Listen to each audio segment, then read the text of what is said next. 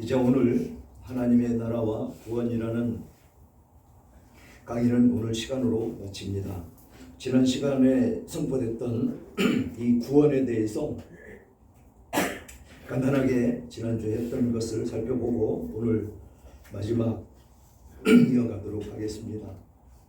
그래서 구원이라는 말은 일반적인 그 말로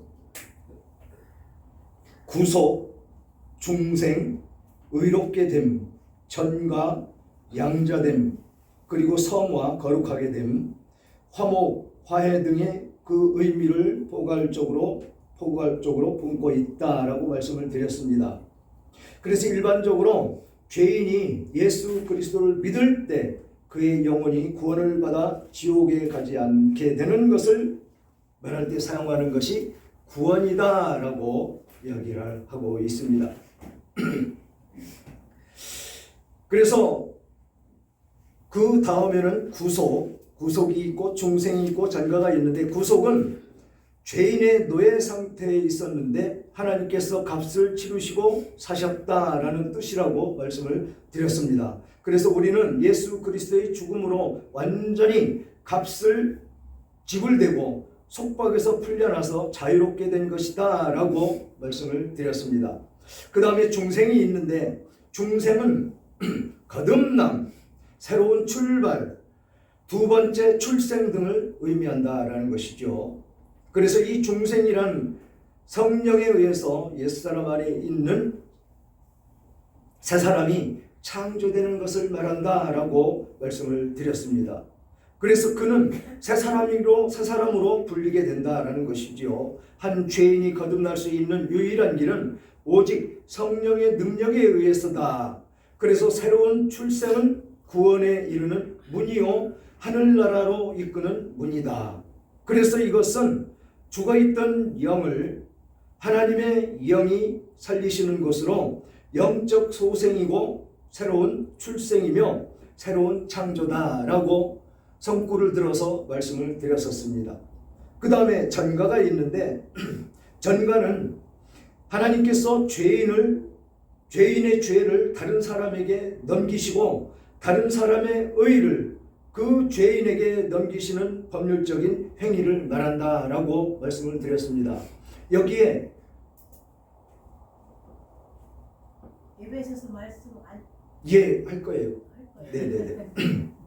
여기에 구약에서 제사 제도를 했던 것, 그것을 이 신약에 와서 이 구약에서는 짐승의 머리에 안수를 하면서 우리의 죄를 그에게 넘기고 그 짐승을 잡아서 제사를 지냈던 그 모습이 매번 그렇게 행해야 되기 때문에 완전한 것이 아니었었더라. 그래서 하나님께서 자선책으로 예수 그리스도를 보내셔서 예수 그리스도께 우리의 죄를 전가해서 그 예수 그리스도가 희생제물이 된 그것을 바로 전가다라고 말하고 있는 것입니다. 그 다음에 의롭게 됨, 칭의에 대해서 말씀을 하시는데, 죄인이 자기에게 전가된 예수 그리스도의 의를 신뢰할 때 하나님께서 그를 의롭다고 선언하시는 하나님의 법률적인 행위다라고 말씀을 드렸습니다. 그 다음에 화목제물이라는 개념은 범죄한 부분에 대해서 노여움을 푸시는 그런 특별한 보상을 말한다라고 이야기를 했습니다. 이 화목제물은 거룩하시고 정의로운 하나님으로부터 사법상의 불쾌함을 제거하는 것인데, 그것은 죄에 대한 의로우신 진노를 완전히 중독시킬 대속제물이신 그리스도의 돌아가심을 하나님께서 받아들이심으로 진노를 가라앉히시고 얼굴을 돌이키시는 것을 말한다라고 말씀을 드렸습니다. 성구는 요한일서 2장 2절, 요한일서 4장 10절을 들어서 말씀을 했습니다. 그 다음에 화해, 이것은 적대 관계에서 청산이 되고 호전되는 것을 말한다라는 것이죠. 우리가 서로 싸웁니다. 부부간에도 서로 싸웁니다. 그러면 뭐가 일어나죠? 화해를 하죠. 그래서 그 싸움으로 말미암아 멀어졌던 관계를 화해함으로 다시 합쳐지는 그런 뜻으로 받아들이시면 되겠습니다.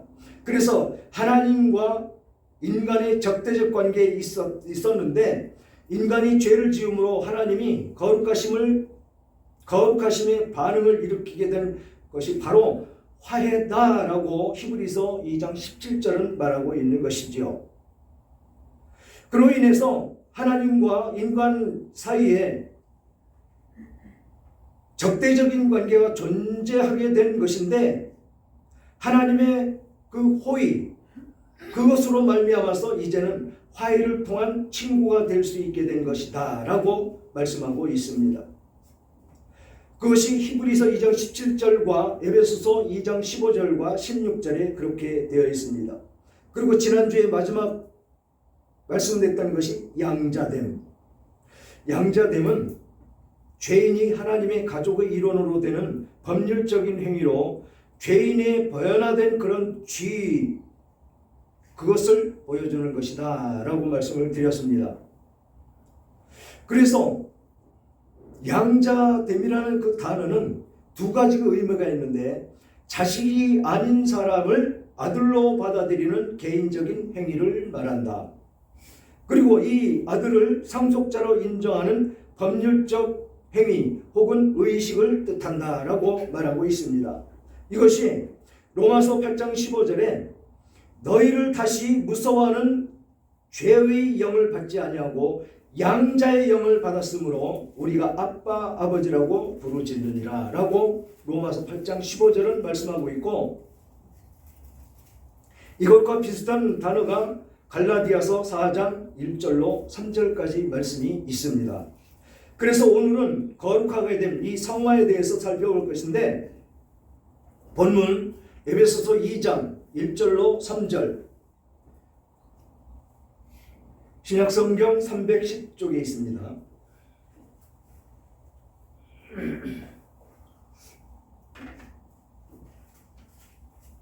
에베소서 2장 1절로 3절 다 찾으셨으면 합독합니다. 시작. 그는 허물과 죄로 죽었던 너희를 살리셨도다. 그때에 너희는 그 가운데에서 행하여 이 세상 풍조를 따르고 종중의 권세 잡는 자를 따랐으니 곧 지금 불순종의 아들들 가운데서 역사하는 영이라. 전에는 우리도 다 그 가운데 우리 육체의 욕심을 따라 지내며 육체의 마음에 원하는 것을 하여 다른 이들과 같이 본질상 진노의 자녀이었더니. 계속 이어서 제가 4절 읽으면 긍휼이 풍성하신 하나님이 우리를 사랑하신 그 큰 사랑으로 인하여 허물로 죽은 우리를 그리스도와 함께 살리셨고 너희는 은혜로 구원을 받은 것이다 라고 말씀하고 있습니다. 그래서 이 화해, 이 거룩하게 된 것, 이 성화는 하나님에 의해서 하나님을 위해 죄로부터 분리돼서 거룩한 생활을 하도록 계속 악으로부터 분리되는 것을 말한다라는 것입니다. 이 성화되어 간다는 말을 제가 자주 쓰죠. 우리는 죄인으로서 이 세상을 살아갑니다.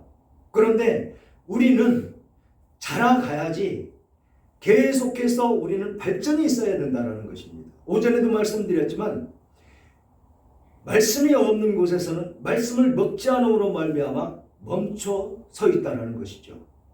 어린아이의 신앙 가운데 있으면 안 된다라는 것입니다.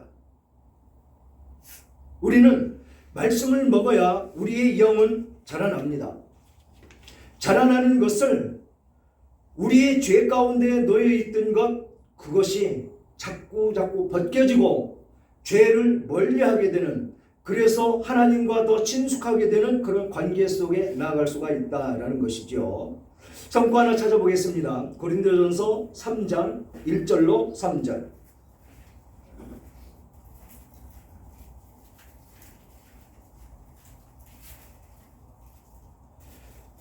신약성경 265쪽에 있습니다.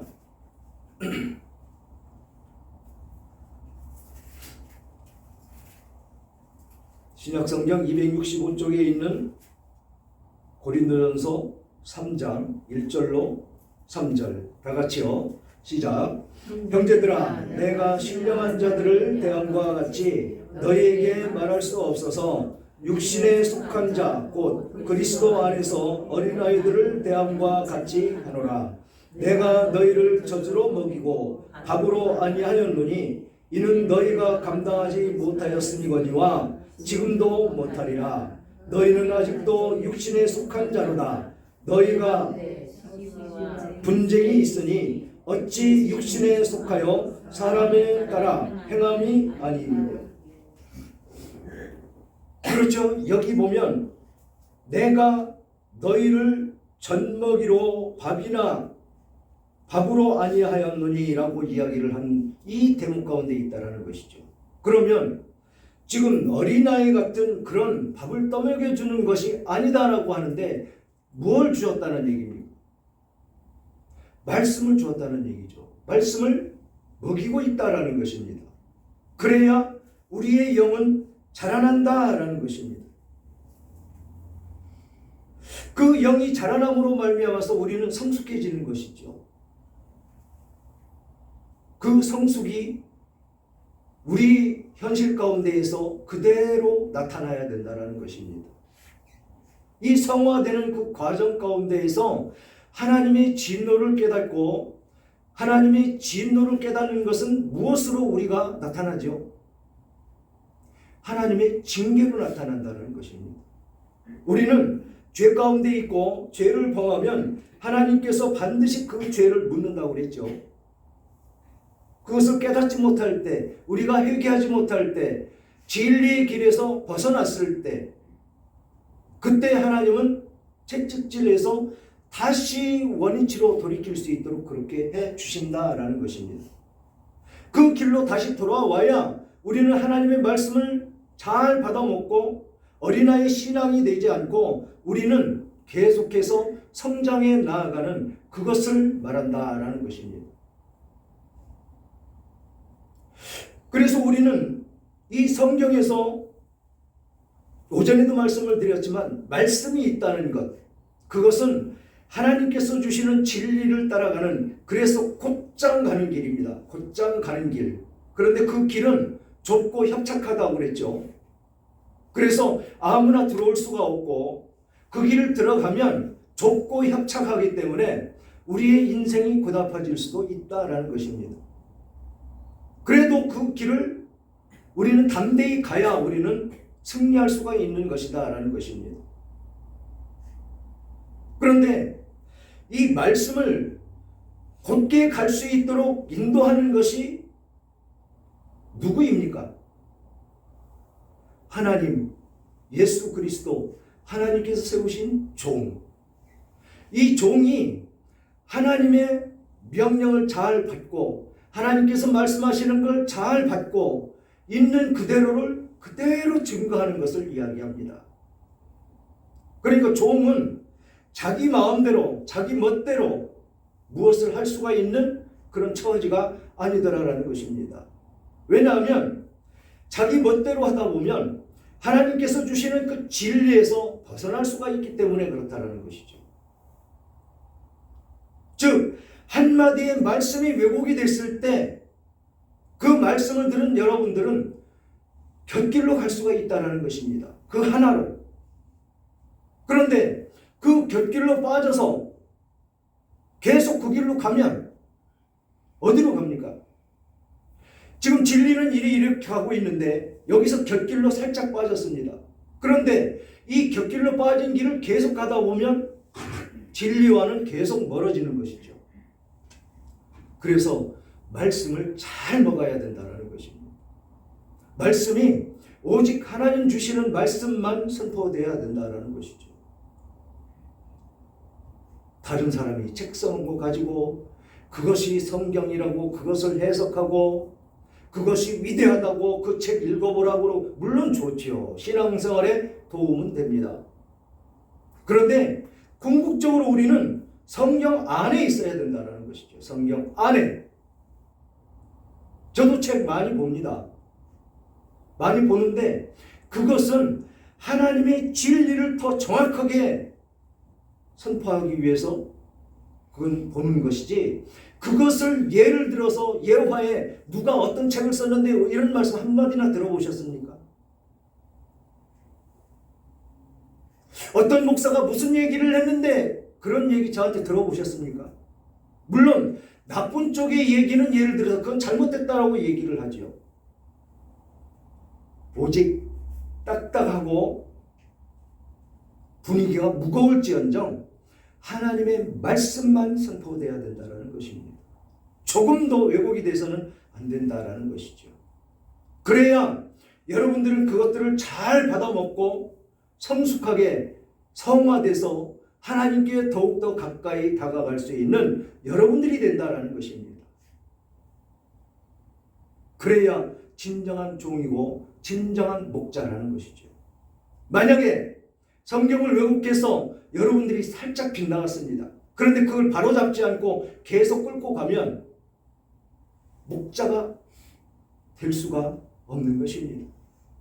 목자는 하나님이 세우시는 것이지 사람의 힘으로, 사람의 능력으로, 배운 지식으로 할 수가 없는 것이다라는 것입니다.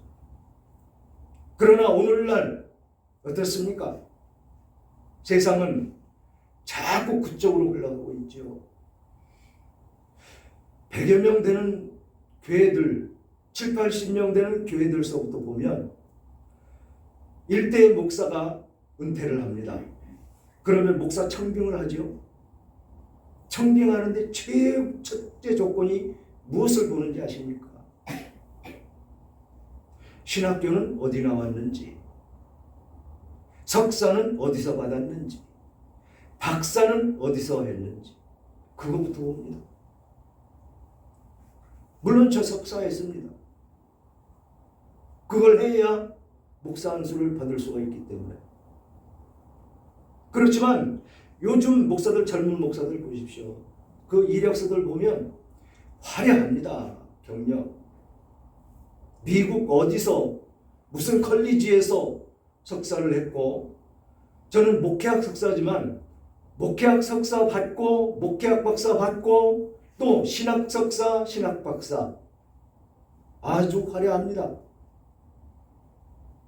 그래서 그들과 성경을 논쟁을 하면 그들한테 이기지 못합니다. 배운 지식 대단합니다. 그런데 그들에게서 진정한 하나님의 의가 드러나느냐라는 것이죠. 왜곡을 많이 하죠.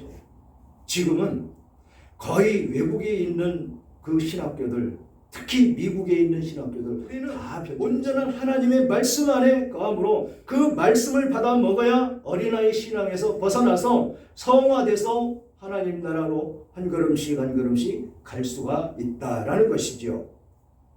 그래서 에베소서 4장 14절로 15절을 보면 이는 우리가 이제부터 어린아이가 되지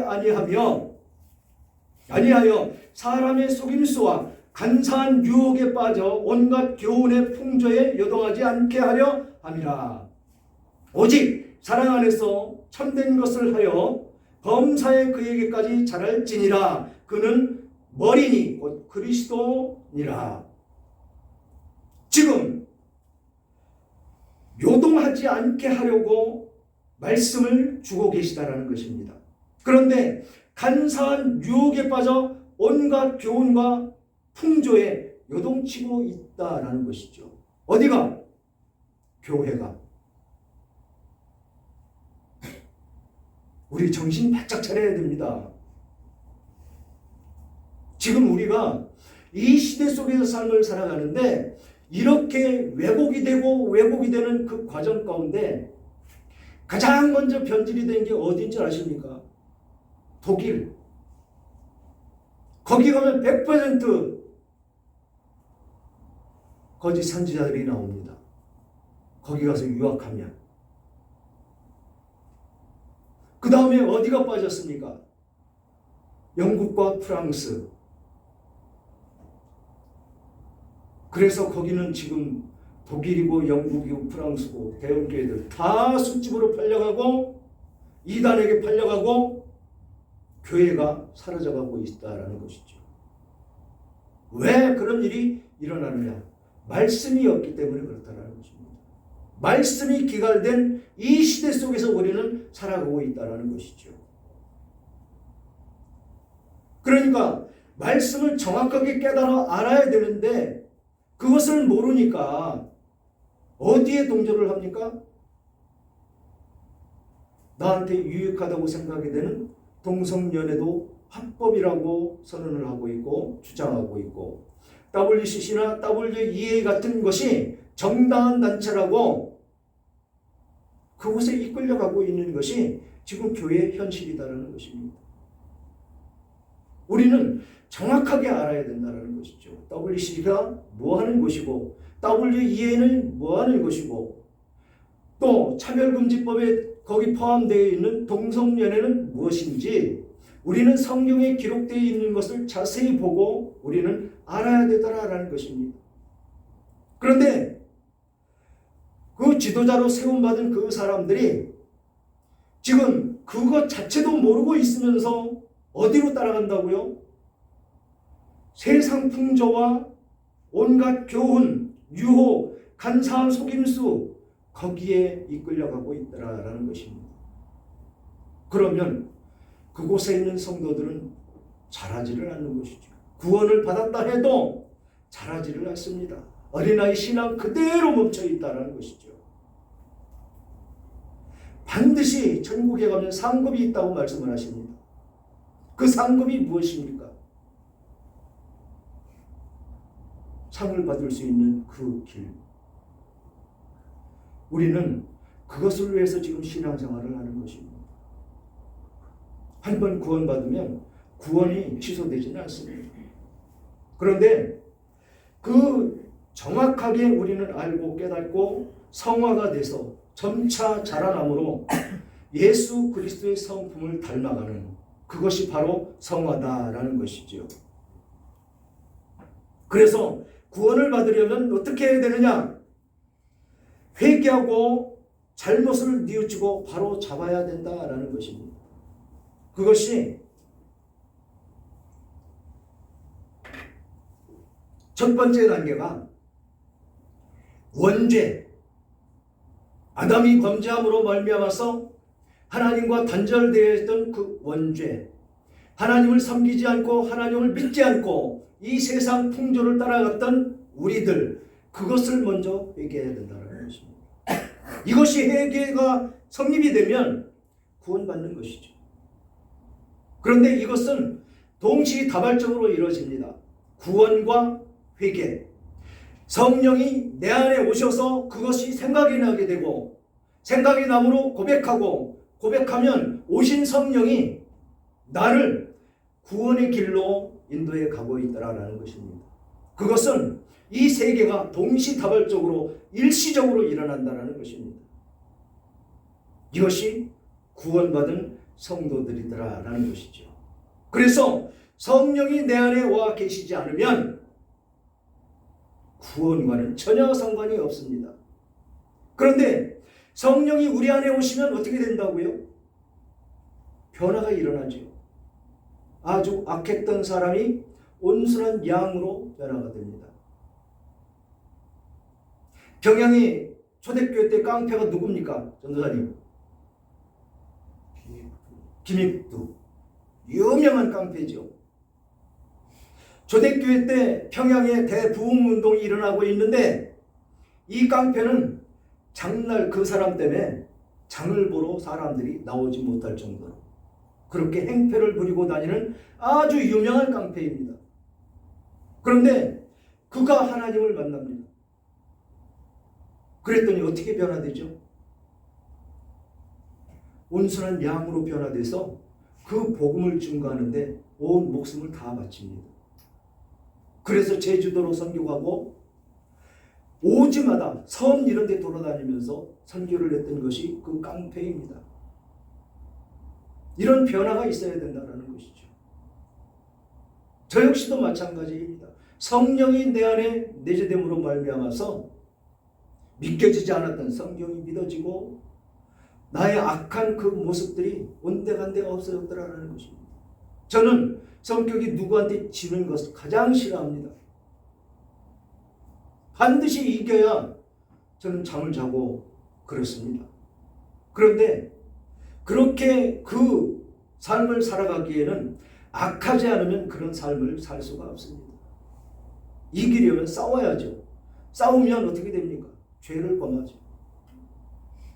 그런 상황 가운데 놓여 있던 전데 그런 모습이 온데간데 없어지고 제 입에서는 예수 믿어야 삽니다라고 전도하고 떠들고 다니더라라는 것입니다. 이것이 성경에서 말씀하시는 성령이 내재됨으로 내 모습이 변화되는 그 모습의 소유자들이 되어야 된다는 것입니다. 섬기는 데 앞장서 나가고 사랑으로 품는데 내 정성을 다하고 모든 죄를 회개할 수 있는 그런 성정으로 변화되더라라는 것입니다. 그리고 그렇게 함으로 말미암아서 예수가 구주이고 그리스도임을 인정하게 되더라라는 것이죠. 여러분들도 그렇게 인정을 했기 때문에 이 자리에 와 계신 것입니다. 예배를 드리고 있고 말씀을 듣고 있는 그런 과정 가운데 있다라는 것이죠. 그래서 죄사함을 받아야 되는데 죄의 삭은 사망이요 하나님의 은사는 그리스도 예수 우리 주 안에 있는 영생이니라 라고 로마서 6장 23절은 말씀하고 있습니다. 그리고 에베소서 2장 1절 지금 읽어드렸던 그것 죄와 허물로 죽었던 너희를 살리셨다라고 말씀하시는 이 말씀 가운데 있고